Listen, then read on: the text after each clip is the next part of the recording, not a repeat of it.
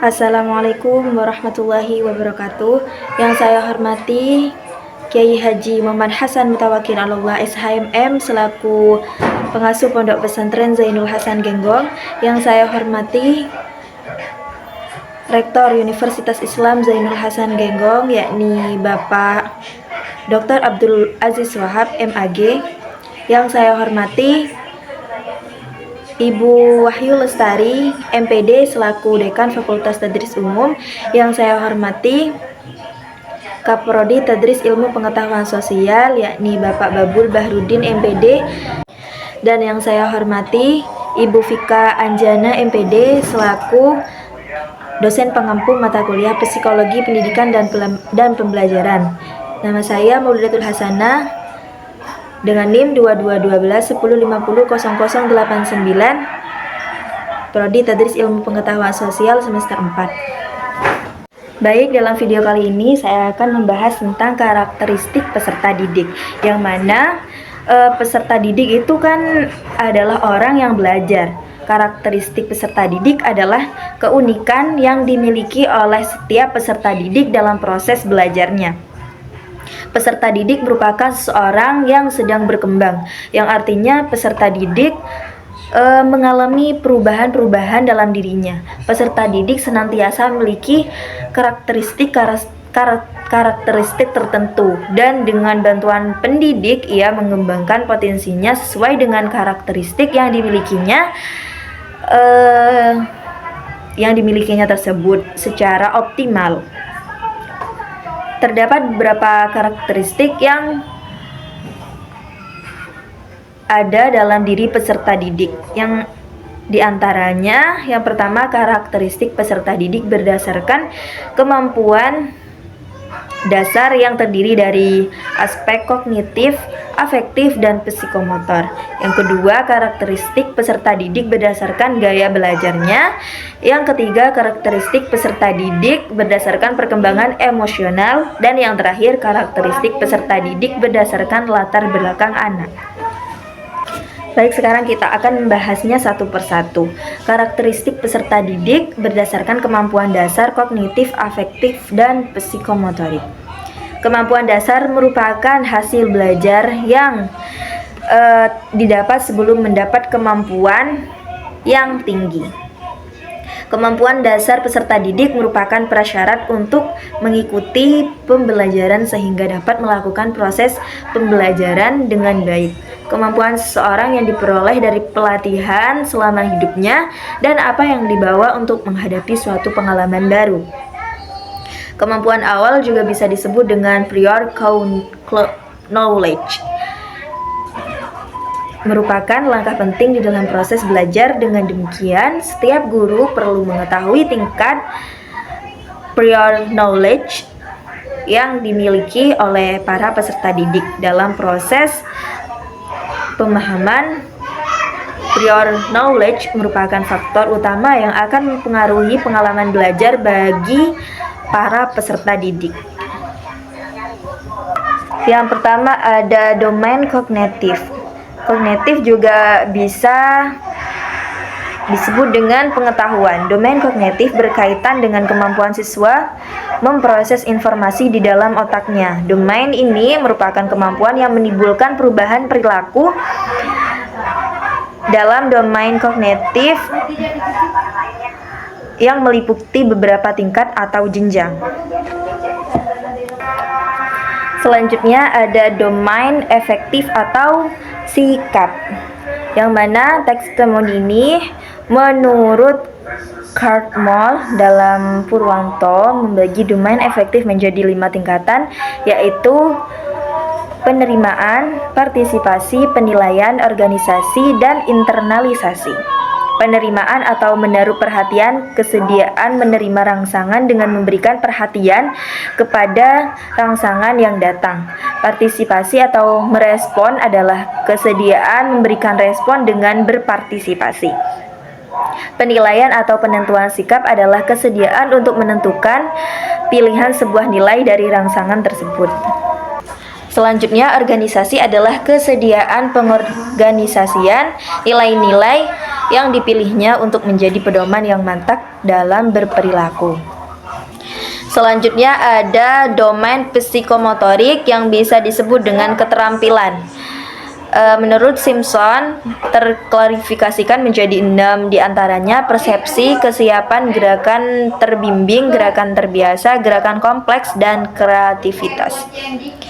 Persepsi adalah kemampuan membedakan suatu gejala dengan gejala lain. Kesiapan adalah kemampuan menempatkan diri untuk memulai suatu gerakan. Gerakan terbimbing adalah kemampuan melakukan gerakan meniru model yang dicontohkan. Gerakan terbiasa adalah kemampuan melakukan gerakan terbiasa.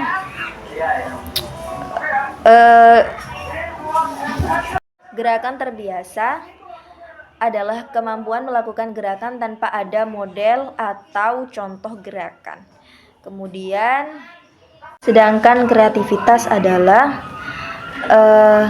menggunakan gerakan-gerakan baru yang belum ada sebelumnya. Selanjutnya ada karakteristik peserta didik berdasarkan gaya belajar. Peserta didik selalu dihadapkan pada keterpaksaan untuk belajar. Tidak mudah bagi seseorang untuk berkonsentrasi belajar jika ia merasa terpaksa. Para ahli di bidang pendidikan mencoba mengembangkan teori mengenai gaya belajar sebagai cara untuk mencari jalan agar belajar menjadi hal yang mudah dan menyenangkan. Jika kita mengenali gaya belajar, maka kita dapat mengelola pembelajaran pada kondisi apa, di mana, kapan, dan bagaimana cara pembelajaran yang baik dan efektif.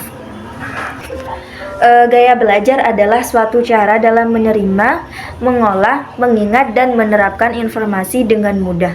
Dengan mengetahui gaya belajar siswa, guru dapat membantu siswa belajar sesuai dengan gaya yang siswa tersebut sukai dan membuat belajar tidak malas dan lebih bersemangat untuk belajar. Nah, juga dengan guru dapat mengetahui. Nah, ada tiga jenis gaya belajar, yaitu gaya belajar visual, gaya belajar auditorial, dan yang ketiga ada gaya belajar kinestetik. Yang pertama kita bahas gaya belajar visual terlebih dahulu. Menitik beratkan pada ketajaman penglihatan, artinya bukti-bukti konkret harus diperlihatkan terlebih dahulu agar mereka paham. Gaya belajar seperti ini mengandalkan penglihatan atau melihat dulu buktinya untuk kemudian bisa mempercayainya.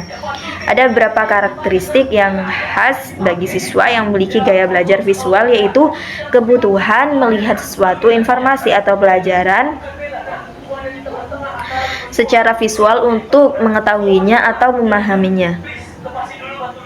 Yang kedua, memiliki kepekaan yang kuat terhadap warna. Yang ketiga, memiliki pemahaman yang cukup terhadap masalah artistik. Yang keempat, memiliki kesulitan dalam berdialog secara langsung. Yang kelima, terlalu reaktif terhadap suara. Yang keenam, sulit mengikuti anjuran secara lisan. Dan yang ketujuh, seringkali salah menginterpretasikan kata atau ucapan. Yang kedua, gaya belajar auditorial, yang mana mengandalkan pada pendengaran untuk bisa memahami dan mengingatnya. Karakteristik gaya belajar seperti ini benar-benar menempatkan pendengaran sebagai alat utama untuk bisa menyerap informasi atau pengetahuan. Artinya, kita harus mendengar, baru kemudian bisa mengingat dan memahami informasi itu.